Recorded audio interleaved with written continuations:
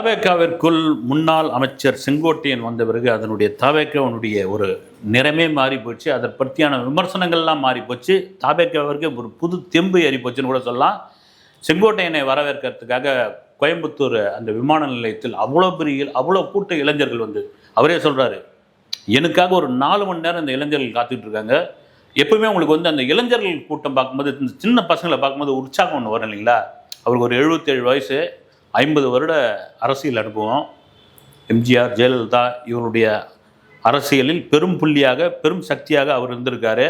அப்படியாப்பட்ட ஒரு நபர் இன்றைக்கு விஜய், இப்போ இதை கூட ஒருத்தர் சொல்லியிருந்தாங்க, அவருக்கு 77 வயசாகுது, விஜய்க்கு ஒரு 51 வயசாகுது. விஜய் பிறந்தப்போ தான் அவர் வந்து அவருடைய அரசியலே தொடங்கியிருக்காரு. விஜய் கூட வந்து இவர் இணையலாமா? இவர் போய் இவங்கெல்லாம் வந்து சின்ன பசங்க, நாளைக்கு வந்து சேத்தவாரி அடிப்பானுங்க, பெரிய மனுஷன் கூட பார்க்க மாட்டாங்க, இதெல்லாம் வந்து செங்கோட்டையனுக்கு தகுதியா? இப்படிலாம் பேசிட்டு இருந்தாங்க. ஆனால் செங்கோட்டையன் என்னை பொறுத்த வரைக்கும் மிக தெளிவான புத்திசாலித்தனமான ஒரு முடிவு எடுத்திருக்காரு. நீங்கள் யார் பின்னாடி வந்து சக்தி இருக்குதோ, யார் பின்னாடி இளைஞர்கள் கூட்டம் இருக்குதோ அவங்கள போய் நம்ம வழி நடத்துவோம். நான் திரும்பவும் சொல்கிறது தான், சவுத் கொரியாவில் ஒரு பெரிய நிறுவனத்தில் ஒருத்தர் வந்து ஒருத்தர் வந்து ரொம்ப காலம் வேலை பார்த்துக்கிட்டு ஒரு மெக்கானிக்காக வேலை பார்த்துட்டு இருக்காருன்னு வச்சுங்க. அவருடைய ரிட்டையர்மெண்ட் காலம் வர்றதுக்கு ஒரு 9 மாதத்துக்கு முன்னாடி ஒரு இளைஞரை கூட்டின்னு வந்து அவர்கிட்ட ஒப்படைப்பாங்களாம். ஏன்னா இவர் கற்றுக்கிட்ட அந்த வித்தை இருக்கு இல்லைங்களா, அவர் கிட்டத்தட்ட ஒரு 35 வருஷம் அந்த மிஷன் கூட சர்வீஸில் இருக்காருன்னு வச்சுக்க. அந்த வித்தையை முழுக்க வந்து அந்த 9 மாதத்தில் அந்த இளைஞர் கற்றுக் கொடுத்துருவார். அதை வச்சு நம்ம என்ன பண்ண போகிறோம்? இளைஞர் கற்றுக்கிட்டு அவனுடைய அனுபவத்தில் இன்னும் அவனுடைய டெக்னாலஜியில் அவனுடைய ஐடியாவில் இன்னொரு மிஷினை கண்டுபிடிப்பான், இன்னும் புது இது வரும். அதனால தான் பார்த்தீங்கன்னா சவுத் கொரியாலாம் பார்த்தீங்கன்னா இந்த கண்டுபிடிப்புகள் பொருள்களை உற்பத்தி பண்ணுறதுல முன்னணியில் இருக்குது. இப்போ செங்கோட்டையன் அதை தான் பண்ணியிருக்கார். வந்து ஒரு காலத்தில் எம்ஜிஆருக்கு பெரு அரணாகவும் ஜெயலலிதா அவர்களுக்கு வந்து ஒரு கூகுள் மேப்பாகவும் இருந்த அவர் வந்து இன்றைக்கி விஜயோடைய கட்சியில் இந்த இளைஞர்களை வழிநடத்திட்டு போவோம், இவ்வளோ ஒரு செல்வாக்கு இருக்குது, இந்த செல்வாக்கை இவங்க சரியாக பயன்படுத்திக்க தெரியலையே, இல்லை நாம் பயன்படுத்துவோம், இவங்களை வழி நடத்துவோம் அப்படின்றது தான் அவருக்கே ஒரு பெரிய உற்சாகம் ஆயிடுச்சு. கோயம்புத்தூர் விமான நிலையம், ஈரோடு, கோபிச்செட்டிப்பாளையம் எங்கே பார்த்தாலும் பெரும் கூட்டம் ஆயிடுச்சு. அவருடைய அலுவலகத்தையே வந்து தாவேக்கா கொடியை போட்டார், போர்டை வச்சுட்டாரு. அது கூட சொல்லியிருந்தார் வந்து, ஜெயலலிதா படத்தை ஏன் பேக்கெட்டில் வச்சுருக்கீங்கன்னு கேட்டாங்க. வந்து அதை அனுமதிக்கக்கூடிய கட்சி எது? தாவேக்கா. ஏன்னா அந்த தலைவருடைய வாகனத்திலே ஒரு பக்கம் வந்து புரட்சி தலைவர் எம்ஜிஆரும், இன்னொரு பக்கம் பேரறிஞர் அண்ணாவுடைய படம் இருக்கும்பொழுது என் பாக்கெட்டில் வந்து ஜெயலலிதா அம்மையாருடைய படம் இருக்கக்கூடாதா? அது அவங்களாம் ஒன்றும் இதுவாக நினச்சிக்க மாட்டாங்க அப்படின்னு இது ஒரு பக்கம். செங்கோட்டையன் வந்தது பலவீனமாக தாண்டி என்னை பொறுத்த வரைக்கும் பலம் தான். அது வந்து இது ஒரு பக்கம் இருக்கும்போது வருகிற 5ஆம் தேதி, டிசம்பர் 5ஆம் தேதி பாண்டிச்சேரியில் விஜயோடைய ரோட் ஷோ நடத்துவதற்காக அனுமதி கேட்டிருந்தாங்க. டிஜிபியிடம் மனு கொடுத்துருந்தாங்க, அப்புறமா பாண்டிச்சேரி முதல்வரிடம் மனு கொடுத்துருந்தாங்க. அது இப்போ நிராகரிச்சிட்டாங்க. அதுக்கு காரணம் என்னென்னா, 5ஆம் தேதி காலையில் 10 மணியில் தொடங்கி மாலை 6 மணி வரைக்கும் 21 கிலோமீட்டர் விஜய் வந்து ரோட் ஷோ பண்ணுறதுக்கான அனுமதி அங்குள்ள மக்களை. ஏன்னா நல்லா வந்துக்கிட்டு இருந்த இந்த பிரச்சார பயணம், அருமையாக வந்துக்கிட்டு இருந்தது பிரச்சார பயணம், கரூரில் யார் கண் திருஷ்டிப்பட்டதோ, யார் பண்ண சதி வேலையோ அல்லது வந்து விபத்தோ, சரி சிபிஐ விசாரணை நடந்துக்கிட்டு இருக்காங்க, அது விஜயோடைய அரசியல் வாழ்க்கைக்கு ஒரு முற்றுப்புள்ளியாக அமையும்லாம் எதிர்பார்த்தாங்க. இல்லை முற்றுப்புள்ளி வச்சுட்டோம், இதோட விஜய் எழுந்துக்கவே முடியாது அப்படிலாம் நினச்சாங்க. செங்கோட்டையன் கூட தான் சொல்லியிருக்காரு, வந்து வருஷத்துக்கு 500 கோடி ரூபாய் சம்பாதிக்கக்கூடிய ஒரு நடிகர் இல்லது ஒருத்தர் அதை வேணான்னு சொல்லிட்டு அரசியலுக்கு வரணும்னு வந்துட்டாருன்னு ஒரு சொல்கிறதுக்கே ஒரு பெரிய தில்லு வேணும். அந்த தில்லு எனக்கு பிடிச்சிருக்குது அப்படின்னு யாரால் முடியுங்க? திரும்ப சொல்கிறது தான், ஒரு படத்துக்கு 250 கோடி தராங்க.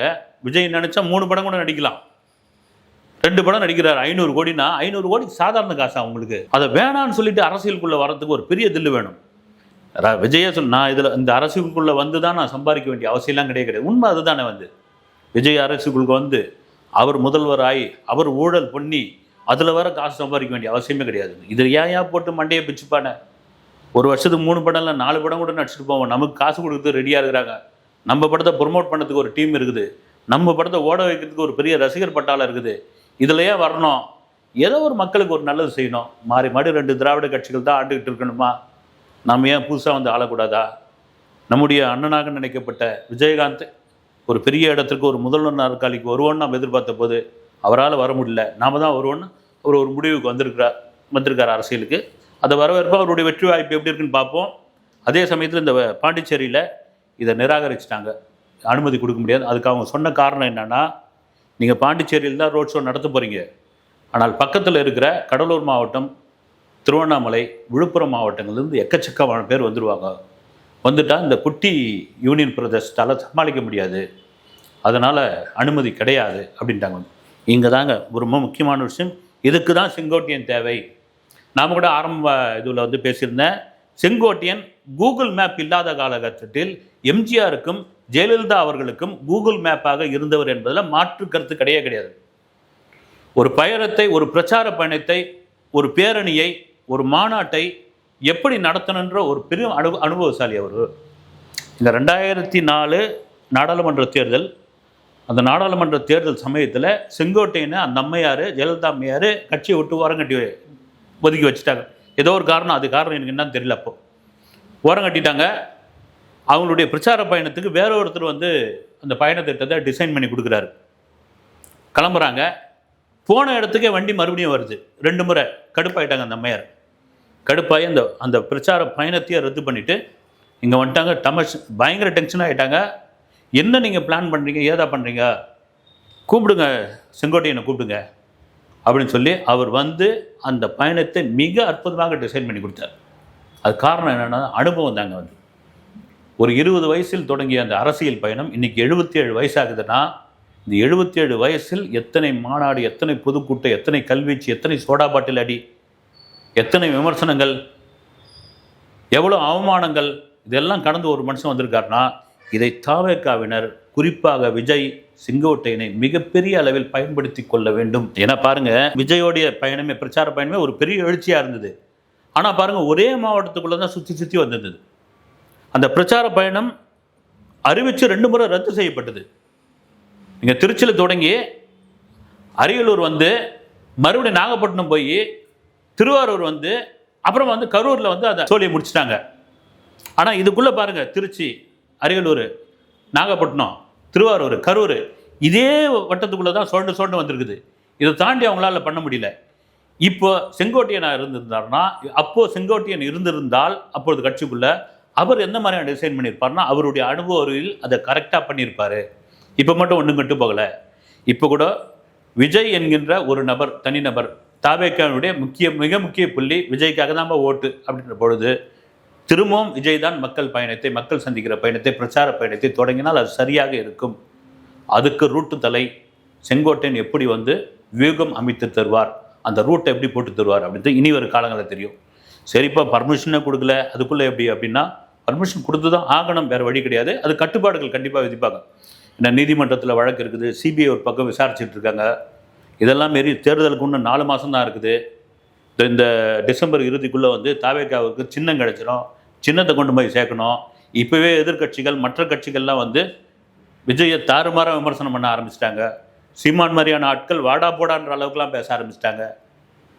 செங்கோட்டையன் வந்தது தாவேக்காவிற்கு மிகப்பெரிய பலம் என்பதில் மாற்று கருத்து இல்லவே இல்லை. செங்கோட்டையனை விஜயே நேரடியாக ஃபோன் பண்ணி, அவரே ஃபோன் பண்ணி அடுத்ததாக ஒரு தகவல் வந்து, இதெல்லாம் மாரி இன்றைக்கி அவர் வந்துட்டார். முக்கிய தலைவர்கள்லாம் யார் உள்ளே வருவாங்க அப்படின்னா, ஆல்ரெடி வந்து ஓபிஎஸ் ரெடி ஆகிட்டார். அவர் என்னது அதிமுக மீட்பு கழகமாக உரிமையை ஏதோ ஒன்று போட்டிருக்காரு, அதை ஒரு கட்சியாக மாற்றி உள்ளே வந்துடுவார். டிடிவி தினகரன் ஏற்கனவே அமமுக இருக்குது, உள்ளே வந்துடுவாங்க. இப்போ என்னென்னா, விஜயோடைய அடுத்த டார்கெட், விஜயோடைய எதிர்பார்ப்பு என்னென்னா, மருத்துவர் அன்புமணி ராமதாஸ் உள்ளே கொண்டு வரணும். மருத்துவர் அன்புமணி ராமதாஸை ஏன் உள்ளே கொண்டு வரணும்? மருத்துவர் அன்புமணி ராமதாஸை நேரடியாக விஜய் சந்தித்து பேசியதாகவும் அல்லது டெலிஃபோனில் அவரை அழைப்பு விடுத்ததாக ஒரு தகவல். அவர்கிட்ட இருந்து எந்த ரியாக்ஷன் இல்லை, எந்த பதிலும் இல்லை. காரணம் என்னென்னா 2. 1, அன்புமணி ராமதாஸுக்கும் இளைஞர்களுடைய வாக்கு, இளைஞர்களுடைய கூட்டம் அதிகமாக இருக்குது. 2வது, வட மாவட்டங்களில் உள்ள வன்னியர்கள் ஓட்டு தாவேக்காவிற்கு சிந்தாமல் சிதறாமல் கிடைக்க வேண்டும். ஏன்னா பார்த்தீங்கன்னா, இப்போ கூட தேர்தல் ஆணையம் சொல்லிட்டாங்க, வந்து பாமக வந்து அன்புமணிக்கு தான் சொந்தம், டாக்டர் ராமதாஸ் கிடையாதுன்ட்டாங்க. அதனால் உள்ள அவர் தாவேக்காக்குள்ளே அன்புமணி வருவாரா, மருத்துவர் வருவாரா, பாட்டாளி மக்கள் கட்சி கூட்டணி வைக்குமா, வந்தால் விஜய்க்கு எவ்வளோ பெரிய பலமாக மாறும். திமுக என்கின்ற 75 வருட பாரம்பரிய அந்த கட்சி ஒரு பலம், ஒரு நிறுவனத்தை 2 வருட கட்சியான 2.5 வருட கட்சியான தாவேக்கா எந்த அளவிற்கு எதிர்க்கும். கூட்டணியாக இந்த சின்ன சின்ன கட்சிகள்லாம் சேர்த்துக்கிட்டு எலெக்ஷனில் ஒரு டஃப் கொடுக்குமா?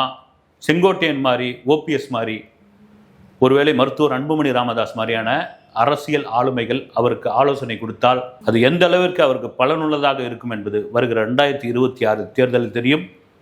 உங்களைப் போல் நானும் காத்திருக்கிறேன். அடுத்த வீடியோவில் சந்திக்கிறேன். நன்றி.